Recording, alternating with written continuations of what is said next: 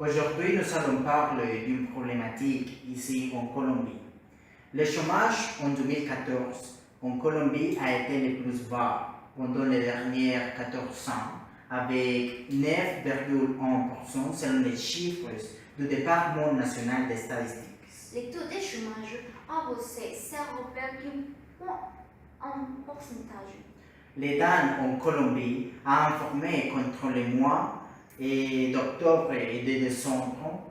Les trois villes avec moins chômage étaient Montería avec 7,0%, Barranquilla avec 7,4% et Bogota avec 7,7%. Alors que les régions qui enregistrent les plus grandes l'année précédente ont été Quito avec 12,5%, Armenia et Cúcuta avec 15%.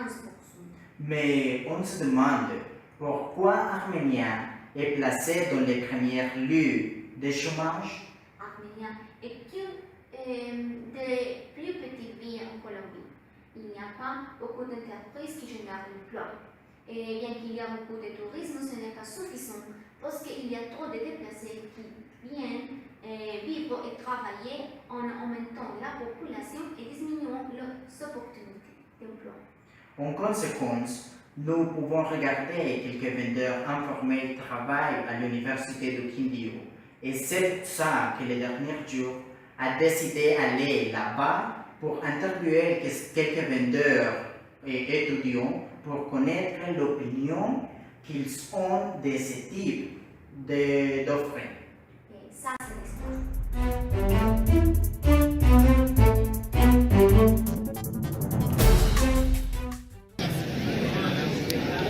Bonjour, je suis Alejandra et je suis au bâtiment de Genie. Et vous pouvez regarder qu'il y a beaucoup de personnes qui vendent des produits à bas prix. Et je vais interviewer un vendeur informel. Quiero preguntarte, ¿es usted estudiante en la Universidad de Quindío? Sí, claro. J'ai été au bâtiment d'ingénieur et j'ai interviewé un autre étudiant qui vend de ces produits. Elle m'a dit qu'elle était étudiante de gestion financière. Elle a mentionné que vendre les produits aide à soutenir en l'université et pouvoir continuer avec les cours. Peut-être, elle a dit qu'elle n'avait pas reçu quelques refus pour être un vendeur informel. Aussi, les jeunes soulignent que vendre les produits est quelque chose de momentané. Pour cette raison, elle n'était pas d'accord pour être fournisseuse de la cafétéria. C'était un informe d'Alejandra. Bonjour à tous, je suis ici à l'université de Quindío, à la faculté d'éducation. Comme vous pouvez regarder, il y a quelques études informelles. Je suis ici avec un vendeur et je viens l'interviewer. ¿Es usted un estudiante en la universidad? Il a dit qu'il étudiait ingénierie à l'université de Quindío, qu'il travaillait dans les matins et qu'il étudiait après-midi, que cette affaire lui appartenait et qu'il choisissait ce type de travail parce que c'était une manière qui l'aidait à acheter des photocopies, pour payer les billets et même pour les études. Il a dit aussi qu'il n'avait pas reçu de aide ou refus des administratifs de l'université, qu'il y avait des personnes qui l'aidaient, mais que pour l'instant, les administratifs n'avaient rien dit. Il aussi a montré qu'il n'était pas sûr de faire un accord avec l'université. Et alors, c'est ici à la faculté d'éducation.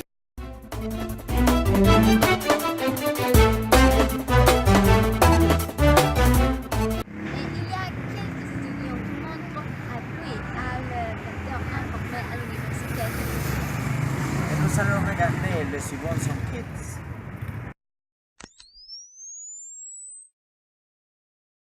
Bonjour à tous, je vais interviewer quelques personnes sur les vendeurs informels. Bonjour. Bonjour. Qu'est-ce que vous pensez sur les vendeurs informels de l'université? Bon, je crois qu'il y a beaucoup de vendeurs qui font toujours leur mieux pour améliorer leur situation économique. Donc, ça veut dire, bien sûr, parce qu'il y a beaucoup d'étudiants qui ne peuvent pas payer leurs cours pour continuer, pour obtenir leur filière à la fin. Donc, c'est pour ça que je pense que les vendeurs informels travaillent très fort pour étudier bien ici. Sinon, ils ne peuvent pas étudier ici. Donc. Bonjour à tous, je suis ici à l'université de Kindio pour interviewer quelques étudiants pour savoir qu'est-ce qu'ils pensent des vendeurs informels. Je vais interviewer une femme. Hola. Et je lui ai demandé qu'est-ce qu'elle pensait des vendeurs informels. Qu'est-ce qu'elle pensait qu'ils étaient une aide pour la communauté universitaire ou ils étaient une image mauvaise pour l'université. Et elle a répondu qu'elle croyait que c'était plutôt une aide parce qu'il y avait des personnes qui n'avaient pas peut-être les ressources ou l'argent pour aller au restaurant et en fait on les trouve, les vendeurs informels partout. Et aussi, évidemment qu'il ne soit par exemple ici, comme nous pouvions voir, il n'était pas en train de détruire les passages ou quelque chose qui incommode les personnes. Il croit que c'est plutôt une aide. Elle a dit aussi qu'il y avait des personnes qui travaillent avec ces affaires à l'université, mais ils n'étaient pas étudiants et probablement qu'ils n'avaient rien à voir avec l'université. Mais il y a aussi des étudiants qui pensent que ces vendeurs informels ne travaillent pas pour avoir besoin d'argent pour leurs études, mais parce qu'il est une bonne affaire. Alors, nous allons regarder une vidéo avec cette opinion et la réalité d'un maintenant à celle-ci.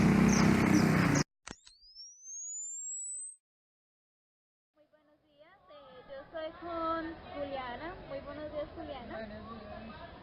¿Usted qué piensa sobre los vendedores ambulantes? J'interviewais à Juliana. Elle est étudiante de langue moderne et je lui demandais ce qu'elle avait pensé sur la situation des vendeurs de l'université. Il a dit qu'il est nécessaire de trouver les problèmes parce qu'il y a quelques étudiants qui ont besoin de vendre le produit et il y a quelques étudiants qui n'ont pas besoin. En plus, elle a mentionné que la situation est que les étudiants soient des propriétaires de cafétéries et pouvoir vendre les produits. Entonces, pues de esa manera creo que sería una buena solución para el problema. Bonjour à tous, je suis Lina et aujourd'hui je suis ici à l'examen de Sciences Basiques. Comme vous pouvez regarder, il y a beaucoup de vendeurs informels à Sergio. Aujourd'hui, je veux enquêter à Madame Luz. Dans l'enquête que le dernier jour a eue avec Madame Luz, elle a dit qu'elle n'étudiait pas à l'université, mais qu'elle travaillait pour les garçons qui étaient proches parents. Aussi, elle a dit qu'elle travaillait à l'université parce que c'était une option, parce que pour l'âge, il n'y avait pas d'emploi. Et pour l'autre côté, elle avait des opportunités à l'université et à la fois qu'elle se pouvait occuper de ces garçons. Elle a dit aussi qu'elle avait reçu refus d'administratif de l'université et qu'elle ne ferait pas un accord avec les cafétéries parce qu'ils géraient entreprises et parce que quelquefois ils vendent les produits à crédit. Cosas que no se dan para las cafeterías universitarias. Bien qu'il y a beaucoup de vendeurs informels à cette document, il y a quelqu'un vendeur qui nous a donné l'enquête.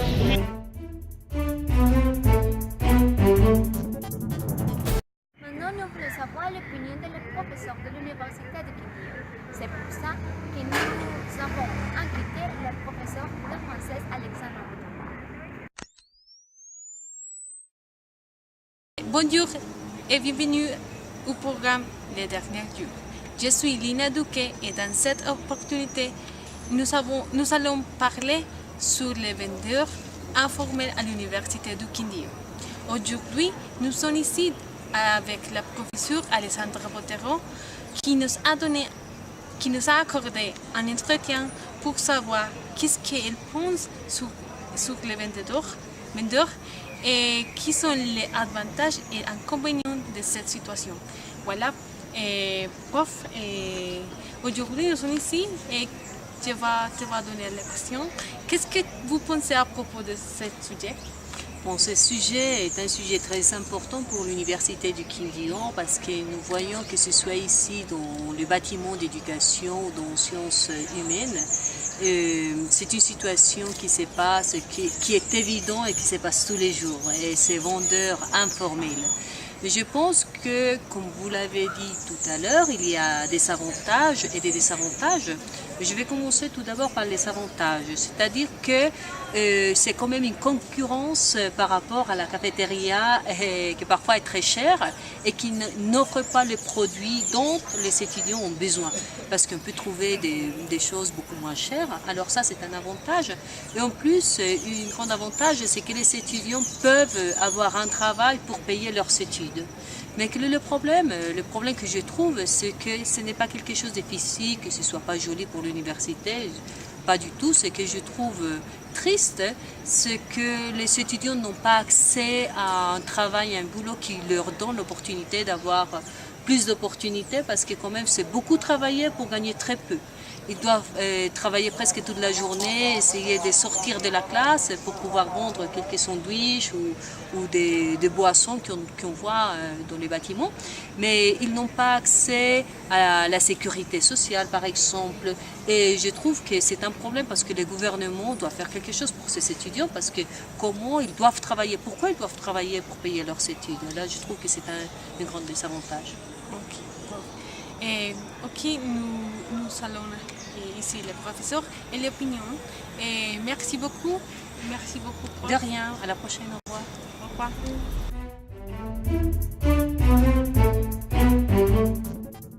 Vous avez entendu, le professeur Alessandra Botero a dit que ce n'est pas possible que les étudiants doivent travailler pour payer leurs études et que le gouvernement doit leur aider. Mais nous avons aussi enquêté au prêtre de l'université de Quindío et il nous a donné une information des choses que l'université a fait pour ses étudiants.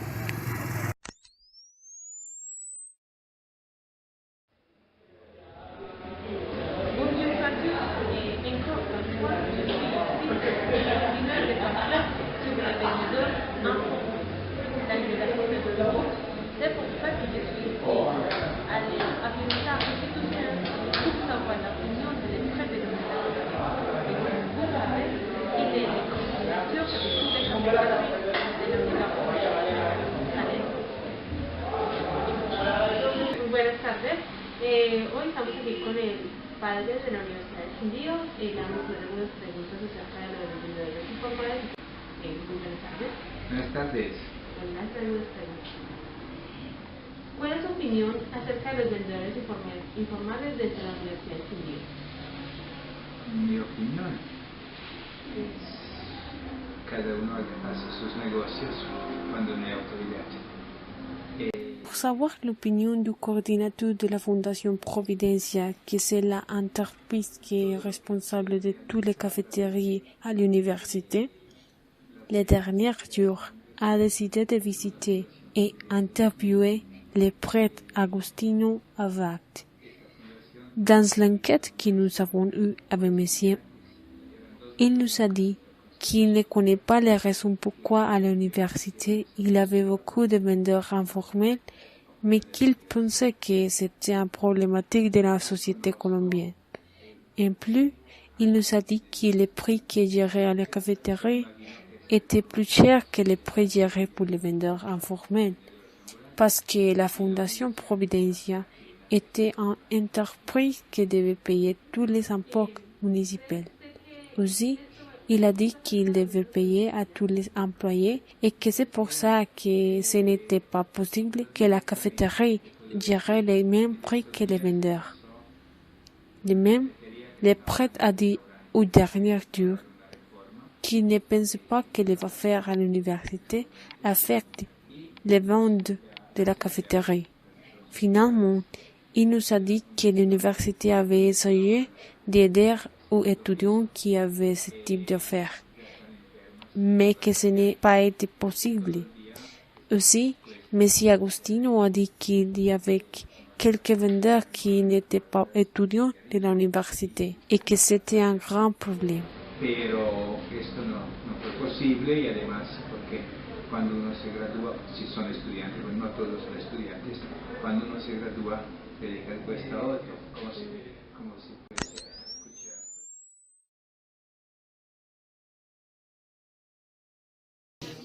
Bien que le dernier jour a interviewé quelques personnes à l'université, nous avons décidé de visiter les bâtiments d'éducation, sciences basiques, ingénierie et enquêter 19 étudiants. Les résultats que nous avons obtenus sont que la majorité d'étudiants pensaient que les vendeurs informels sont un aide pour la communauté éducative. Aussi, 10 des 19 étudiants interviewés ont dit qu'ils étaient clients occasionnels. En plus, 11 des 19 étudiants ont dit qu'ils préféraient les affaires indépendantes pour leur prix qui était bon marché. De plus, la majorité d'étudiants ont répondu que les vendeurs informels à l'université n'étaient pas un problème, mais qu'il faut que les vendeurs ne se prenaient pas toutes les places. Finalement, quelques étudiants ont dit que les administratifs devaient faire une enquête socio-économique aux vendeurs pour savoir s'ils avaient besoin de travailler à l'université.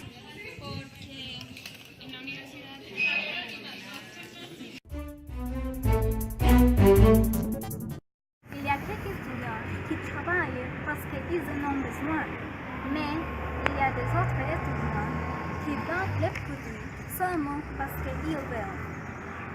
Il y a quelques personnes qui sont d'accord avec les étudiants pour qu'ils puissent payer leur cœur, mais il y a d'autres personnes qui ne sont pas d'accord avec les étudiants parce qu'ils disent que les étudiants bloquent l'espace public. Beaucoup de personnes pensent que les solutions, c'est que les étudiants appartiennent à la coopérative pour vendre les produits. Merci à tous pour suivre cette histoire. Et nous vous attendons dans les prochaines émissions. Merci.